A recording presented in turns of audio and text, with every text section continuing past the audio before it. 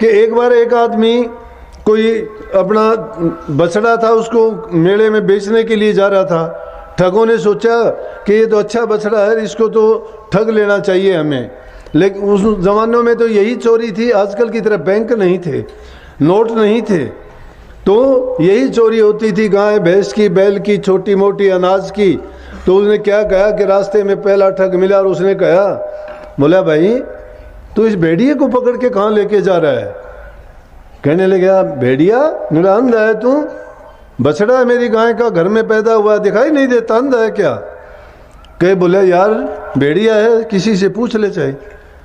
चलो उसने सोचा बछड़ा है, घर का है, भेड़िया क्यों कहता है ये, लेके चल दिया। थोड़ी दूर आगे गया तो उनकी तो बात थी, दूसरा ठग मिल गया। वो कहने लगा अरे कमाल है यार, कैसे रखा तूने इसको पकड़ के? बोला किसको? बोला कि भेड़िए को। उसने देखा भेड़िया, बोला कहाँ है? बोला ये पकड़ तो रखा तूने। बोला भेड़िया कहाँ है? बछड़ा है, तू पागल है? एक और मिला था, एक और कहता है पागल, बच्चा भी इनको बोला भेड़िया दिखाई देता है। वो आगे गया तो तीसरा फिर मिला आगे। बोला वाह भाई वाह, कमाल कर दिया यार। बोला कहाँ से ले आया इसको तुम भेड़िए को? कौन? बोला भेड़िया कहाँ है? बोला बच्चा है। ये कहते ही और उसने जब देखा मुड़ के बोला अरे खा लिया इसने, तो उसका रास्ता छोड़ के भाग लिया। वो थोड़ी दूर भाग के गया, वो उसको पकड़ के लेके चले गए। दुनिया तो ऐसी है, सच्ची बात के लिए भी सच्चे रास्ते पर चलते हो तो भी तुम्हें बार बार कह के उस रास्ते से हटा देंगे। सच्ची बात भी आपको बुरी लगनी शुरू हो जाएगी, और बुराई के रास्ते पर जो चलते हो तो आपको ये कोई कहने वाला नहीं भाई बुरी आदत है, इसको ना अपना, इससे नुकसान होगा, इससे तुझे क्या फ़ायदा है। परंतु हम नहीं मानते हैं। अगर आदमी धर्म के रास्ते पर चलता है, सच्चाई के रास्ते पर चलता है, तो परमात्मा उसकी मदद करता है। बुरे से बुरी समस्या, कितनी भी विकट परिस्थिति हो, फिर भी यूँ समझो कि वो परीक्षा तो उसकी होती है, लेकिन वही सच्चाई उसकी ढाल बन के खड़ी हो जाती है। जैसे एक महात्मा था, तप किया करता था, और तप करते करते कोई बड़ी बात नहीं है, तप करने वालों को अभिमान हो जाता है। जो भी ये क्रियाएं हैं, मैं आलोचना के रूप में नहीं कह रहा, लेकिन नाम में और इन क्रियाओं में बहुत फर्क है। ये क्रियाएं सिर्फ शरीर तक सीमित रहती हैं, लेकिन संतों का मत है वो 3 पद से आगे का पद है। अब 3 पद को समझने की जरूरत है। 3 कौन से स्थान है? पहला मंडल शरीर का है, दूसरा मंडल मन का है, तीसरा आत्मिक मंडल है। और संतों का नाम जो है इन 3 के पार जाता है। जो इन 3 मंजिलों के पार चल के उस नाम का अभ्यास करते करते उसमें पहुंचता है ना, वो संसार की घेर घुमेल से निकलता है। इसीलिए राजा स्वामी दयाल ने अपनी वाणियों में जगह जगह ऐसा फरमाया है। वो कहते हैं 3 को छोड़ चौथे पद में पहुंचो। 3 गुण से ज़्यादा संसार ही नहीं मानता है। वो कहते हैं रजोगुण, तमोगुण और सतोगुण 3 गुण हैं, लेकिन संतों ने कहा नहीं, 3 गुण से ऊपर चौथा गुण सार गुण भी है। तो जो आत्मिक शारीरिक मंडल से, मानसिक मंडल से, आत्मिक मंडल से ऊपर जब निकल जाता है।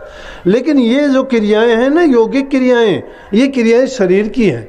किसी ने तप किया, किसी ने मौन किया, किसी ने हवन किया, किसी ने खाने पाने की व्रत रख लिए, कोई किसी ने दूध पे निर्वाह किया, किसी ने जल पर किया, किसी ने फल आहारी बना।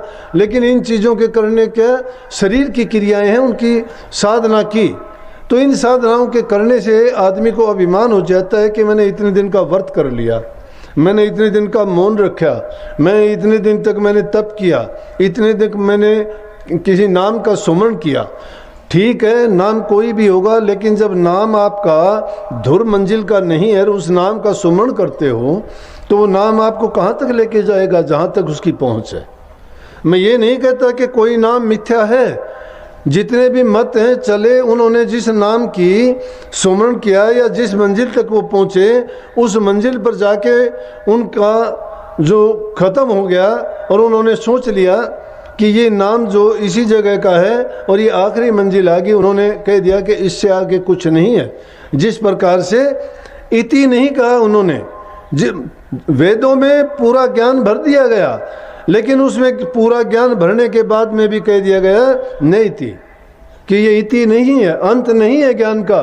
ज्ञान इससे बहुत आगे है, बहुत उसकी कोई गिनती नहीं है, वो आगे ही आगे और भी है।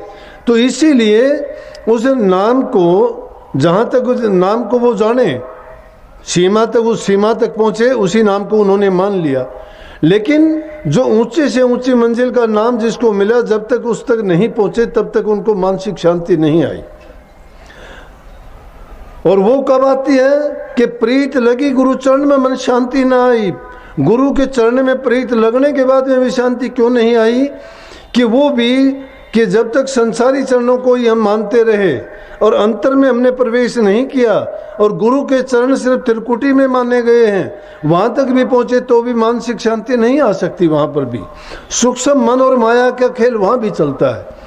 लेकिन यहाँ तो मैं बात ये कह रहा था कि जो क्रियाएं हम शरीर की करते हैं, उन क्रियाओं के करने से हमें अभिमान आ जाता है, और वो अभिमान क्या करता है कि हमें आगे नहीं बढ़ने देता। अभिमान इंसान को गिराता है, चाहे किसी भी चीज़ का अभिमान करके देखो।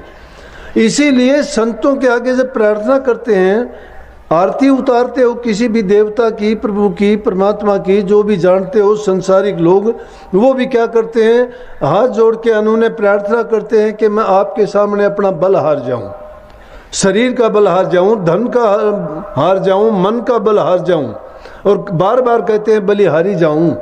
बलिहारी जाने का मतलब है कि मैं अपने सभी प्रकार के बल आपके सामने हार जाऊं, मतलब अपने आप को समर्पण कर दूं आपके, जिसके कारण आप मेरे हो जाओ और मैं आपका ही बन जाऊं।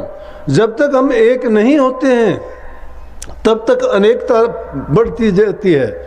एक का मतलब होता है अपने आप को गुरु के अधीन जब कर देते हैं तो फिर गुरु का ज्ञान, गुरु की समझ, गुरु की भक्ति और गुरु का ही ध्यान रह जाता है। जब एक का ही ध्यान होता है, नानक साहब उसको कहते हैं कि एक को सुमरो नान कर जल थल रहा समाये, दूजा का है समरिए जन्मे ते मर जाए। कि उसको एक ही को समरो, दूसरे को समरने की जरूरत ही नहीं है जो जल थल में समाया हुआ है।